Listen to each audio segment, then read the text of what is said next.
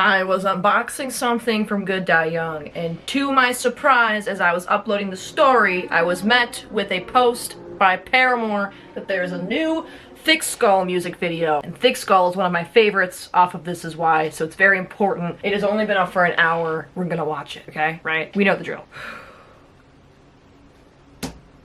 I am a magnet for broken. It starts immediately from the This Is. I am attracted to broken. I'm sad. Bleeding, and it looks like my fault. They're starting from This Is Why, the first track, and immediately blending it in with the last track. Is there ever an end to their creative minds? And it looks That like was so... I'm caught. Was that done on purpose? I'm gonna say that it was done on purpose. I don't think... Maybe The Wind was a paid actor, but I'm also gonna say that they were waving it on purpose, which is a very nice touch, I will say. And it over the head. Okay, Zach and Taylor. Over my head. Crash the van. They said in their Discord, there's some metaphors about crashing the van and starting from a new point. Is this kind of like closing the chapter on their previous record deal and into the next era? I love this metaphors. I love a good metaphor in a music video. Marbles, would you like to be in the video? Would you like to say hi to Hayley Williams? Marbles, meet Hayley Williams if she's watching. Meet Taylor York, Zach, Paramore and Co, Para4. Elf, if you want to meet Marbles, let me know. We can set up a play date. She's really nice. Repeatedly, thick skull never did. Gone. Same lesson again. Also, is Zach the director on this? I love when we give Zach the power to be even more creative than he already is. I mean, drumming, he's already in Half Noise. He's being a director, photographer extraordinaire. And I think he might be the director on this. I don't know. I'll check later, but I wouldn't be surprised. Because he was, I'll have to check my facts on this, the director of the Fake Happy music video, correct? Come on, give it to me. Give it to me. Give it to me. Give it to me. Falling out of the window again.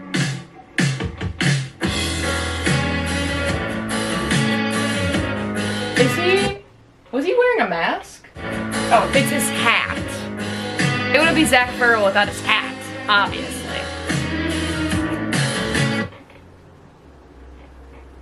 Short hair. So I'm trying to like put this into a time frame of when this was filmed, because at first I thought it was just a complete continuation from the This Is Why music video, but given his hair, that's a recent development. I don't know when he did it, okay? But at least when it came down to them winning their Grammys, plural, his hair was short. Also, Hayley's hair was short.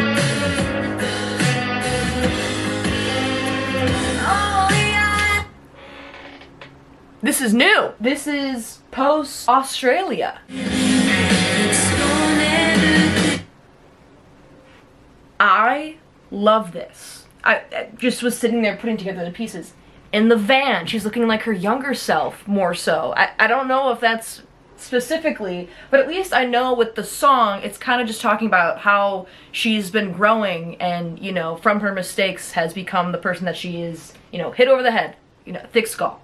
All kind of idioms, right? You know, being in a van her entire life. I'll go back through the Discord message. We'll continue, but that, it's putting a lot of pieces together.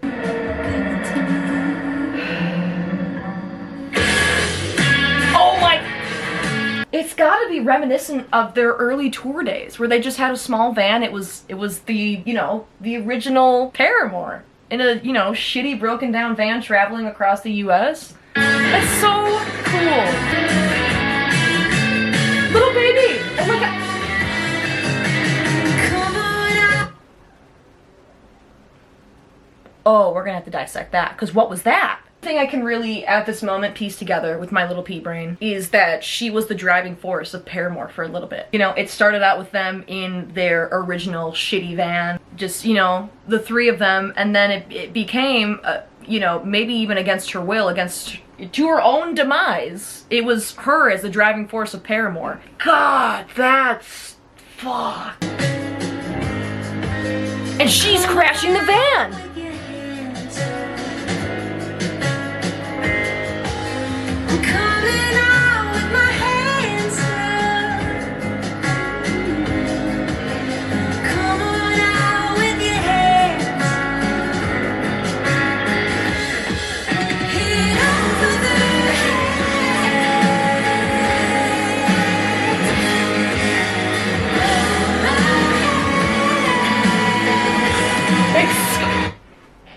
Holding herself?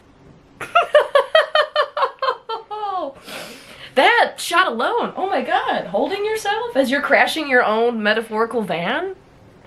Oh my god. Okay.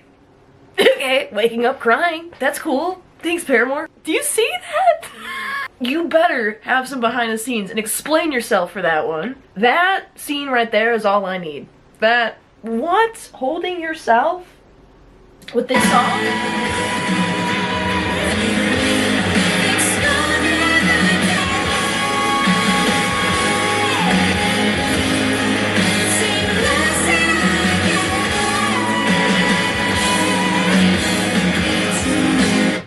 They're all looking back in the rear view. Oh my god. Like a little bit of after laughter. Oh my god, in the car. Oh my god, they're all looking back at their career and crashing the van. They're ending well, they're not ending Paramore, but you know what I mean? Like a metaphoric, like we're crashing, this is the end, we're done. We're looking, oh my, oh, I love their minds. That's so good. That is so good. I pick 'em up and now my fingers are bleeding and it looks like I'm caught red-handed.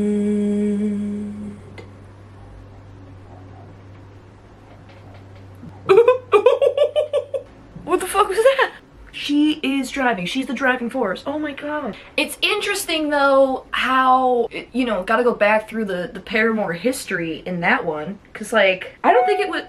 Shut up. We're having a moment here. It's a wonderful metaphor of how, you know, she was the driving force of Paramore. And maybe it's like she's symbolizing the guilt that she was, you know, the figurehead of Paramore. You know, whenever people think of Paramore, you obviously, like us as fans, we don't just think of Haley because that's kind of been, you know, preached to us left and right, and you know, we love every single member.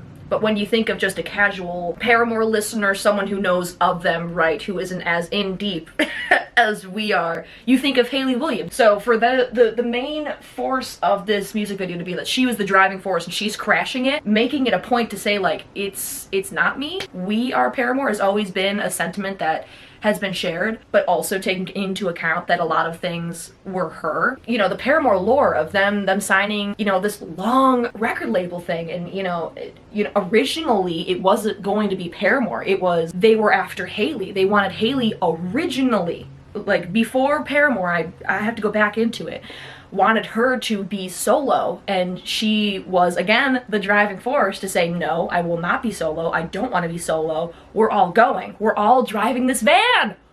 Oh my god! I love that. But then ultimately, because she's the one that was in the driving seat, is the one who, maybe she was the huge reason why it was ended. You know, obviously they fulfilled their obligations to my knowledge. I don't really know all the ins and outs of that, and I don't really need to or want to, but you know, maybe that's kind of their way of saying that she was the one that was like, this is done.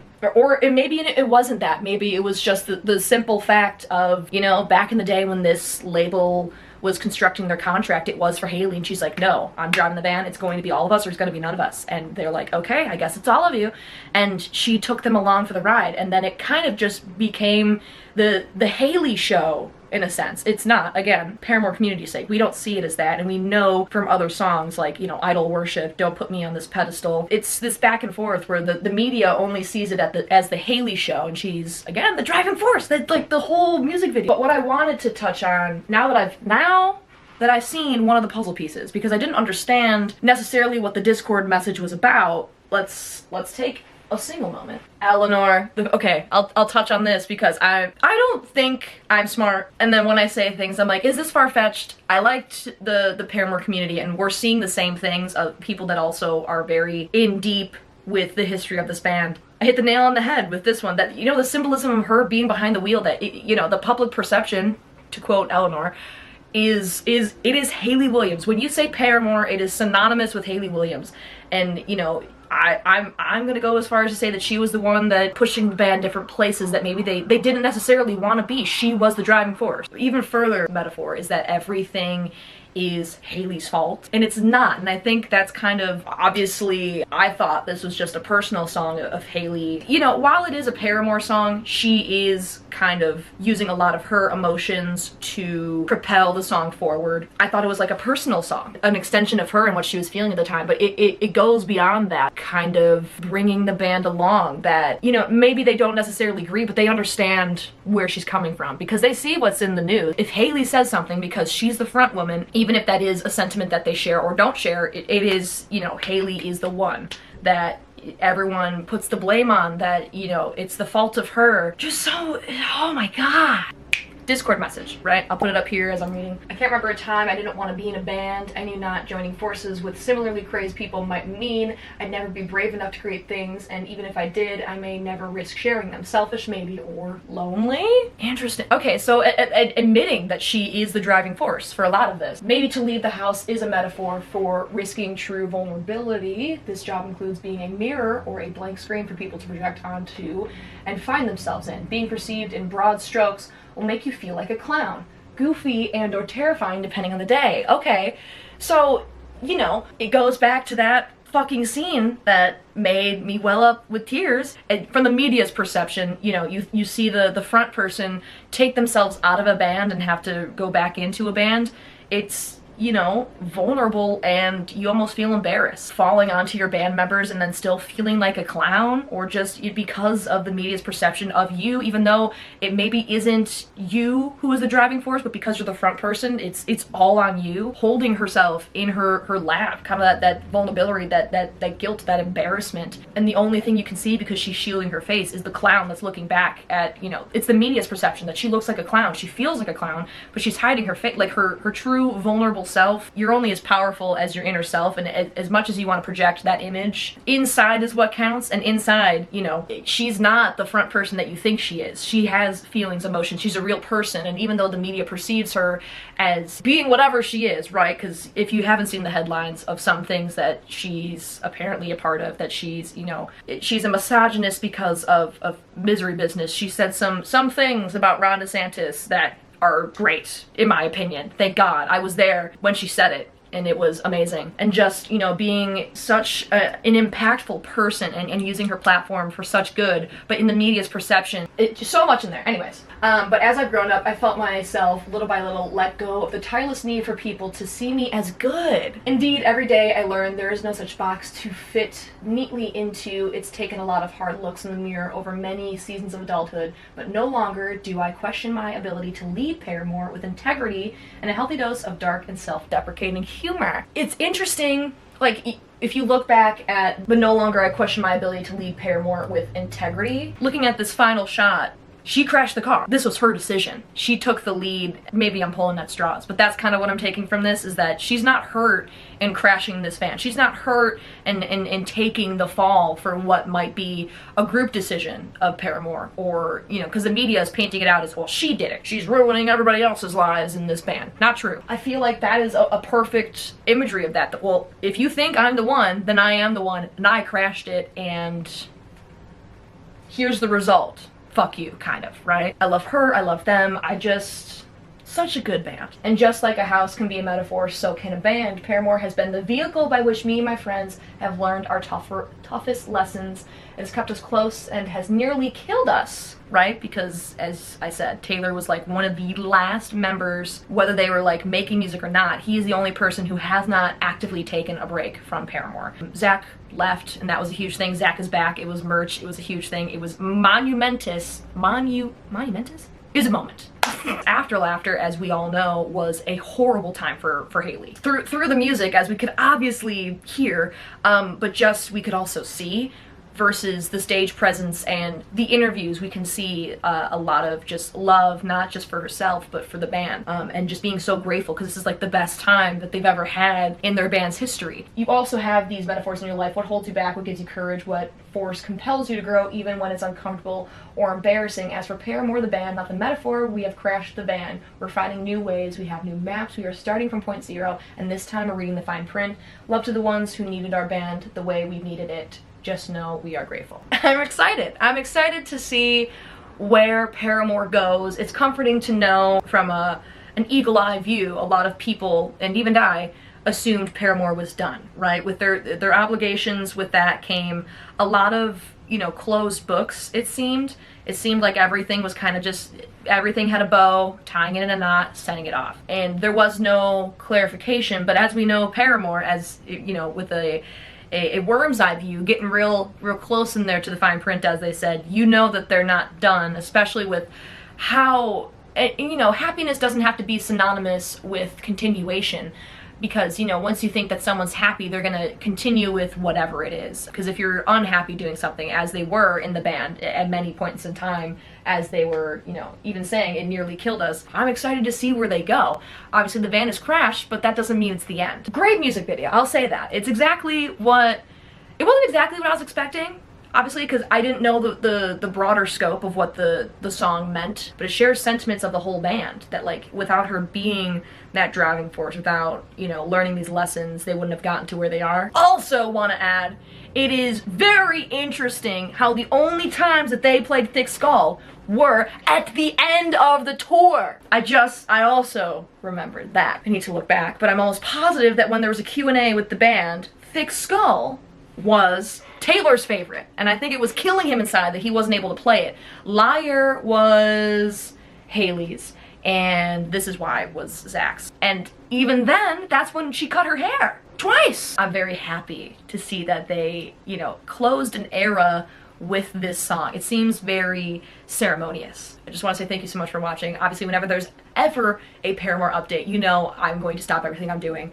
and react, first listen, whatever, put my 2 thoughts in there, my little pea brain thoughts, whatever I may or may not know, because, you know, I don't know everything about Paramore, but I like to know a lot. Make sure you like and subscribe, and if you follow Paramore as closely as I do, you can always expect there to be something Paramore related. When they announce something, I'm usually not too far behind. So, thank you so much for watching. I will see you in the next one.